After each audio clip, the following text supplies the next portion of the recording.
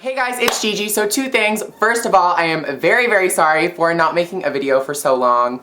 I mean, my bad. I don't really have any excuse except for the fact that I just wanted kind of a break. Like I was like, I need a week. So I'll be back to regular posting, obviously, and I thought that this story was a good topic to come back with because it seriously is the most insane thing I've ever been through. I say a lot on YouTube, but there's also so much that I don't say and so much stuff that I've been through that I think is too dramatic or too much. I don't think that this is too dramatic. I mean, it was just a huge inconvenience in my life. This probably happened to me like in May, I'm gonna say. Basically, just to set the scene, I was out for the night. My friend was driving me home. She was out with us, whatever. She was like the DD, the designated driver, was not drinking, obviously. It was like a 20-minute drive home, whatever. So we're like just talking. I think it was like 4 a.m. at this point, like very, very late night. And I just want to get home and sleep. And then the sketchiness starts. Like, okay, basically all I remember was seeing these lights really far, probably like, I don't know, like 5 miles. Does that like sound good? I remember we were talking about it. We were like, what the hell is going on up there? Is there a fire or something in my neighborhood? You know when you see like lights, you're like, oh shit, cops, or like, oh shit, firefighters, whatever. We couldn't see what it was. I was like, what the hell is that? Are they shooting a movie down there? Like,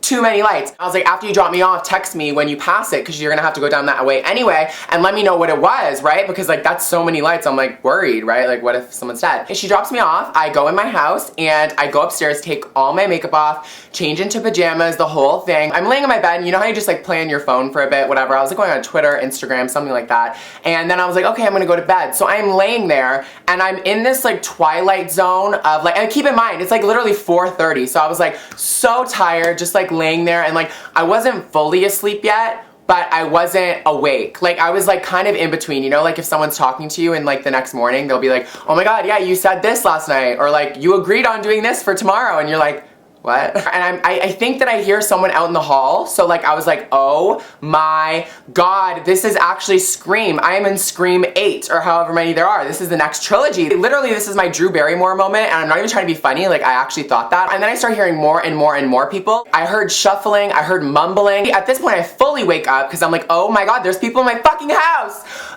So I'm like scrambling for my phone. I'm like gonna call the cops or something. I was like, well, who the fuck do I call? Like, should I just call my private jet and get out of here? Then when I like get up and I'm fully awake, I start hearing my name. And I start hearing, we're here to protect you. We're here for your safety. Don't run from us. Shit like that. And I was like, am I dreaming? Who the fuck is coming to save me? Am I going to heaven? Is like this God coming trying to get me? So I don't know if you guys have caught on yet, but it was the police. Oh yeah. Thank God I didn't call 911 because girl, they were already here. So I get up out of my bed and I go to my door and I answer it and I'm like, yeah? Because they've been calling my name for the past 5 minutes. So I was like, yes.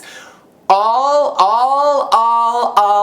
I see was 7 cops in full uniform, flashlights with the guns, everything. Like, get down on the ground, get down now, get down, drop the weapon. I'm like, why do I have to get down? You get down, no! Just picture this happening right there in front of my front door. I finally get down. The next thing I know, hunty, I am getting handcuffed. I'm down on my knees with my hands up like this. Meanwhile, I've never been in a situation like this. Like, I have had like, I don't know, not like run-ins with the law, but I mean like a speeding ticket or something like that. But for them to be in my house, I honestly, there were so many things going through my mind at that moment. I was like, okay, like, this is, someone obviously set me up. I'm getting handcuffed, guys. Like, I know that this is like a funny video, but it's like really serious. Like, if you've been handcuffed, leave it down in the comments because it's a really scary feeling. And I'm not really like cut out for jail, you know? So instantly I thought like, what did I do? You know what I mean? Because like instantly you put it on yourself. Like if your cops are in your house at like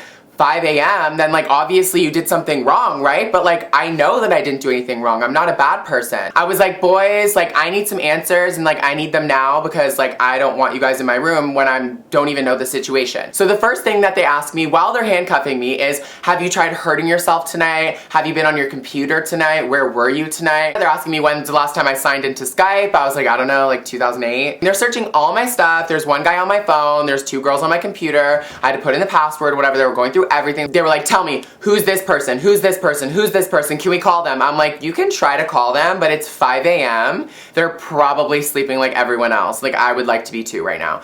And they finally told me someone put in a very, very serious phone call to the police and said that I was trying to hurt myself on camera via Skype. And they checked my wrists. They checked everything when they came in. And I was like, why are they checking my wrists? I was like, oh, maybe they're checking them before they handcuff them, but they were checking them for cuts. And the person that called in said that I was doing things to my wrists on camera and that I had a gun. So they were searching my house for a gun. It's called being swatted. I don't know anything else that people can call and say you're doing, or like, I think suicide is the main one because they just rush over type thing, but it is a very, very serious thing, and like, you can't just be doing that to people. The person got in a lot of trouble. They basically just didn't believe anything I said at the beginning, which they shouldn't. I mean, they did bombard me, like, and it was so crazy, but I'm glad that they took the precaution they did, because for real suicide situations, and when people are really, really serious about it and really, really depressed and wanting to kill themselves, I'm glad that the police are that on it. But like, at first I was like, okay, this is a little bit too much. They found out that I did like YouTube videos and stuff, and it could have been someone random, and they gave me the person's phone number, and I tried calling them, and I didn't have their phone number, so it wasn't like any of my friends or anything like that. And like, I knew none of my friends would do that, because like, what kind of friends would do that shit? And like, literally you're gonna end up in jail, so like, good joke, buddy. So yeah, after they searched everything and I was uncuffed, I literally was probably handcuffed for like an hour, like, not kidding. The cuffs hurt. Like, I was like, you know when in the movies they like take the cuffs off and go like this? Like, oh, I did that. I walked them downstairs and I saw that the front of my house was lit up like a movie set, hunty. So many lights, like cops high beams on it. They take it very, very, very seriously, and I kind of felt bad for them. A stupid, dumbass person has to prank them like that, and they have to go through all of that. I mean, I know it is their job, but it's disgusting, and the swatting just needs to stop. Those police officers could have actually gone to a real person's house where they were trying to kill themselves and saved them. You know, someone could have died in that moment just because of a stupid prank someone did. So before you pull any prank in your life, just think about the consequences. Now, I know a lot of my viewers are really young, and I just wanted to set a good example, you know, like, lead a good, clean life. Don't be pranking anybody. Don't be doing anything stupid like that, because it's not worth it and you will get caught. I mean, it's just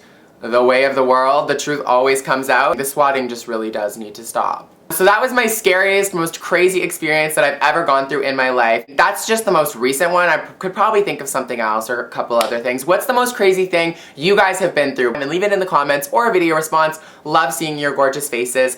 And until I see you guys next time, stay gorgeous.